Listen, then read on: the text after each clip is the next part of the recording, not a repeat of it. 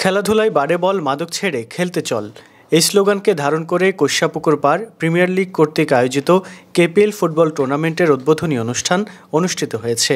আমাদের কেপিএল কর্তৃপক্ষ কর্তৃক আয়োজিত এই এলাকার ঘরোয়া টুর্নামেন্ট, এটা মূলত এলাকার একটা সৌন্দর্যের জন্য, নিজেদের মধ্যে একটা বন্ধনের জন্য এই আয়োজনটা করা হয়েছে।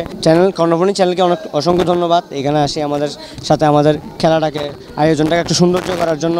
বৃহস্পতিবার সন্ধ্যায় এই টুর্নামেন্টের উদ্বোধন করা হয়।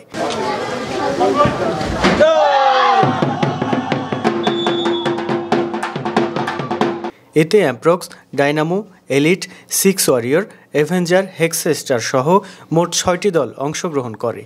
উদ্বোধনী অনুষ্ঠানে প্রধান অতিথি ছিলেন জাতীয় সাংবাদিক সংস্থার চট্টগ্রাম মহানগর কমিটির সাবেক সেক্রেটারি মোহাম্মদ হোসেন। বিশেষ অতিথি ছিলেন মোজাম্মেল হক নান্টু, সমাজসেবক মোহাম্মদ জাবেদ, নেজামুল হক চৌধুরী, বাহাদুর আলম সহ মান্যগণ্য ব্যক্তিবর্গ। অনুষ্ঠানটি সঞ্চালনা করেন পরিচালনা কমিটির সদস্য নাফিস। উদ্বোধনী অনুষ্ঠানে অতিথিরা বলেন, খেলাধুলা করলে মন ও শরীর উভয়ই ভালো থাকে। খেলাধুলা মাদক থেকে দূরে রাখে, সবারই নিয়মিত খেলাধুলা করা প্রয়োজন। মাদকের করাল থাবা থেকে বাঁচতে, আগামী প্রজন্মকে মাদক থেকে দূরে রাখতে নিয়মিত খেলাধুলা করতে হবে। এছাড়াও খারাপ সঙ্গ ত্যাগ করে খেলাধুলার প্রতি মনোযোগের জন্য সবাইকে উদাত্ত আহ্বান জানান অতিথিরা।